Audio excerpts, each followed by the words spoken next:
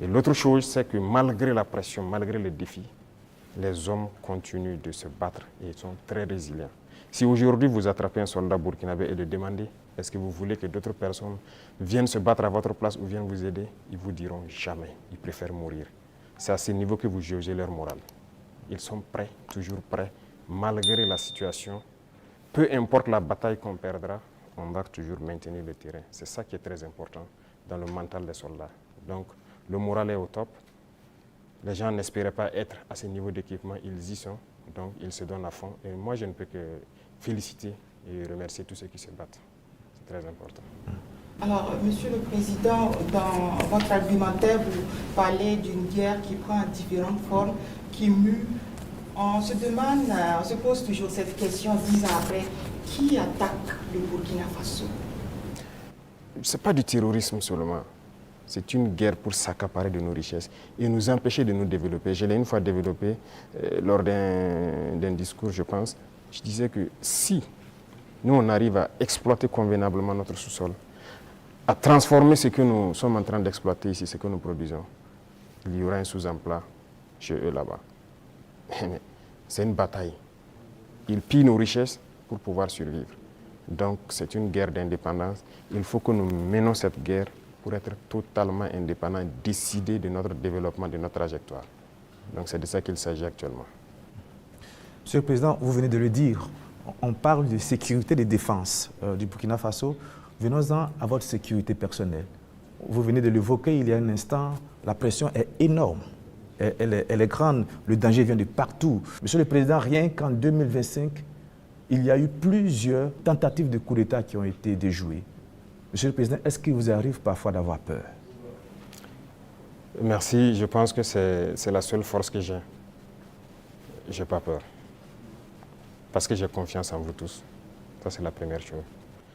Il faut avoir confiance au peuple, parce que c'est le peuple qui nous a confié cette mission. Et j'ai confiance au peuple, qu'ils comprendront. Et voilà pourquoi on n'hésite pas aussi à être devant le peuple, pour leur expliquer la situation et leur dire ce qu'il y a. Et ça permet de garder une très bonne relation. Ça, c'est la première des choses. La deuxième chose, comme je l'ai dit, il y a une mentalité qu'il fallait développer au sein même de nos forces. Ça, c'est très important. Actuellement, cette mentalité-là, les gens comprennent pourquoi ils se battent. Vous prenez, il y a quelques années de cela, plusieurs officiers sur le terrain ne savent pas pourquoi ils se battent. Mais si nous savons pourquoi nous nous battons, qui nous avons en face et pourquoi il y a cette pression, les gens comprennent mieux. Et voilà pourquoi nous avons même créé tout de suite l'Institut, l'école supérieure militaire, pour que nous puissions former nous-mêmes nos militaires et les mettre ce que nous voulons dans la tête. Retenez une chose, si vous laissez vos forces être formées par d'autres puissances, ils les mettent dans leur tête ce qu'ils veulent. Ils les endoctrinent comme ils le veulent et c'est plus facile de les manipuler. Mais ici au Burkina actuellement, c'est ce qui fait mal d'ailleurs à beaucoup de puissances impérialistes. Ils n'arrivent pas à pénétrer notre armée.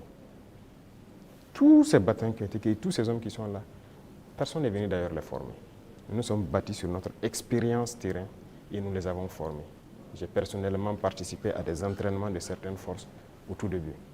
Donc ça, c'est déjà une deuxième force. Et l'autre force est que si vous avez une mission, un objectif pour votre pays, vous ne devez pas avoir peur. Si vous avez peur, vous hésitez. Si vous hésitez, vous compromettez. Et une fois que la compromission est là, vous êtes foutu.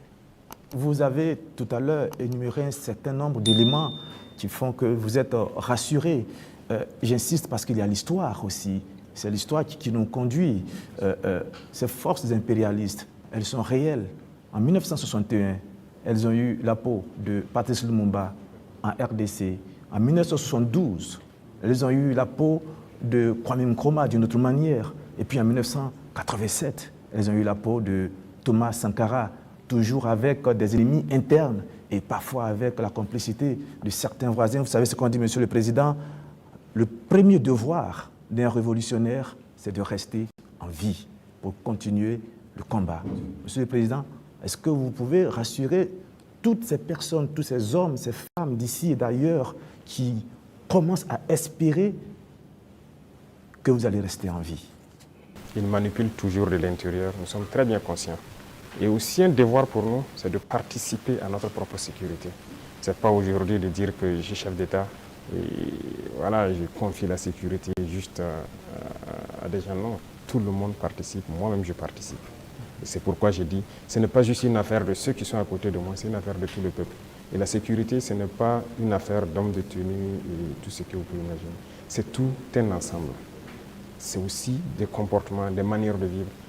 Il faut éviter beaucoup de choses que peut-être des erreurs ont été commises dans le passé. Nous avons lu beaucoup sur tous ceux dont l'impérialisme a eu la peau et nous avons appris beaucoup de leçons. Voilà pourquoi on dit on ne laissera pas les choses se répéter. On anticipera, quitte à ce que les gens interprètent comme ils veulent, on va anticiper. Mais parce que nous avons compris le message, l'espoir qu'il y a, on fera tout pour anticiper toujours les actions de l'impérialisme. Monsieur le Président, du regard de la journaliste que je suis, je me dis qu'il y a un encerclement des pays de l'AES. Quand je regarde un peu en Côte d'Ivoire, il y a un camp militaire à Odiéné, près du Mali et du Burkina. Le Sénégal installe des unités à la frontière avec le Mali, sans oublier également le Bénin qui fait frontière avec le Burkina Faso et le Niger. Est-ce que, Monsieur le Président, vous partagez ce point de vue? Est-ce que vous voyez les choses de cette manière? Je pense que quand vous décidez de faire la révolution, il faut vous apprêter à cette adversité. C'est une logique qu'ils nous encerclent. C'est logique qu'ils essaient de nous faire tomber. C'est logique. C'est comme je dis, c'est une bataille. Ils se battent pour leurs intérêts. Et c'est à nous, si on a décidé de faire la révolution, de tout mettre en œuvre pour que cet encerclement soit vaincu. Vous voyez, l'Afrique, on a l'habitude de ne pas avoir d'abord une armée forte. Il n'y a pas d'État s'il n'y a pas d'armée forte. Mais bon, c'était le système. Comme je l'ai dit une fois aux couleurs, ils sont venus nous flatter. Non, il ne faut pas vous armer. Même dernièrement, je pense qu'il y a dans une interview un général américain qui l'a dit encore que nos pays n'ont pas besoin d'être militarisés. C'est leur conception. Nous sommes comme des enfants, c'est eux qui doivent venir s'asseoir, faire la sécurité pour nous. Et beaucoup de pays sont dans cette situation. Ils ne construisent pas d'armée. Et quand la situation arrive, c'est le chaos. Nous sommes en train de construire une armée forte. Voilà pourquoi j'ai dit on se bat en burkinabé et on se forme en burkinabé. Ça, c'est très important.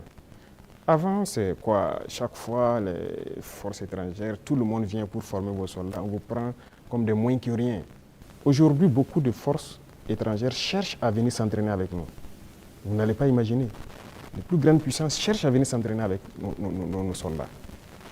Mais ce n'est pas juste l'entraînement. Ils veulent apprendre comment on fait, comment on procède, qui nous entraîne.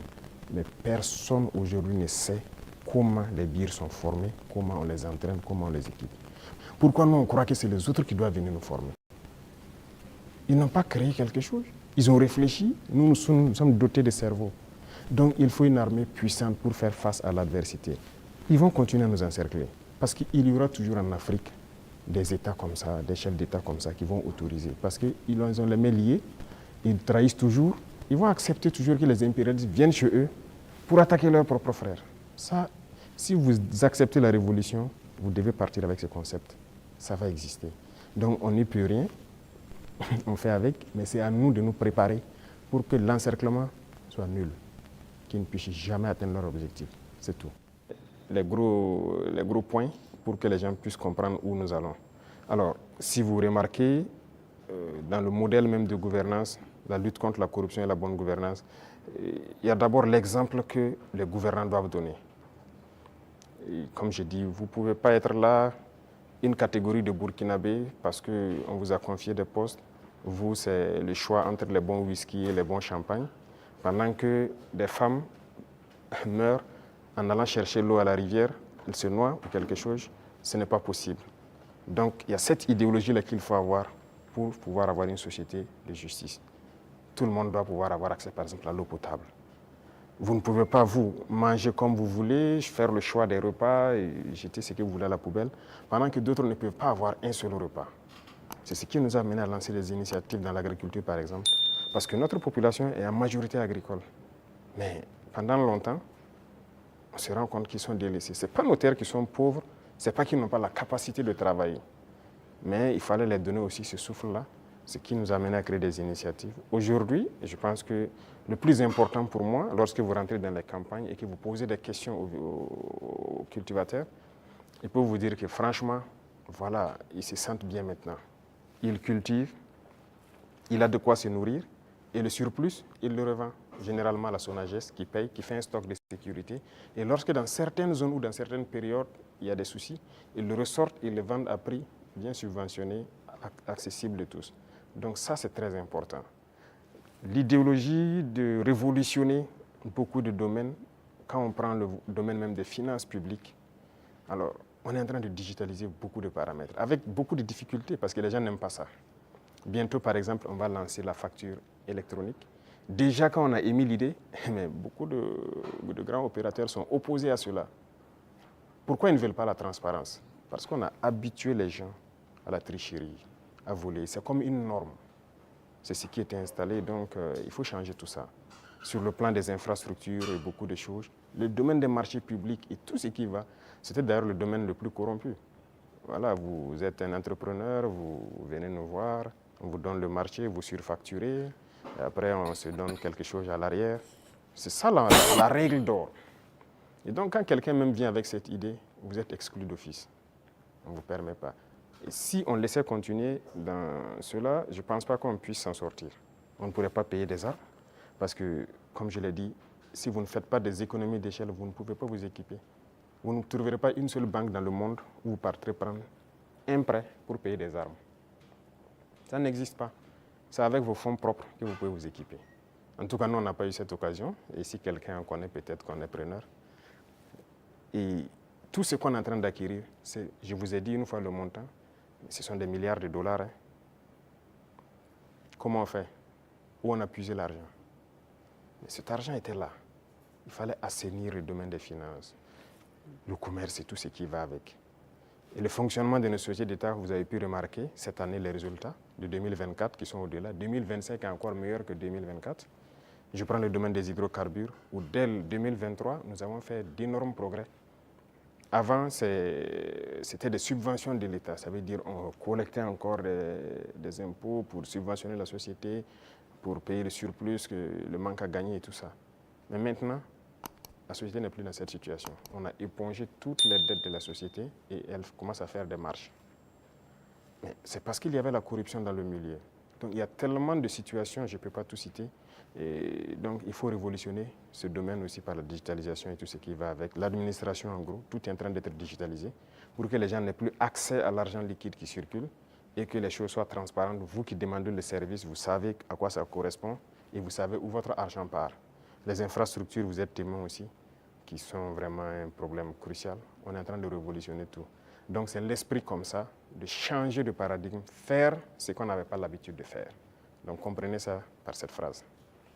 Excellence, Monsieur le Président, on est entré dans la révolution progressiste et on y va. Mais il y a cette tranche de la population, le politique, qui œuvrait avant. Quelle peut être la place donc de ce politique actuellement dans cette révolution? Je ne vais pas être hypocrite encore. Si c'est cette mentalité politique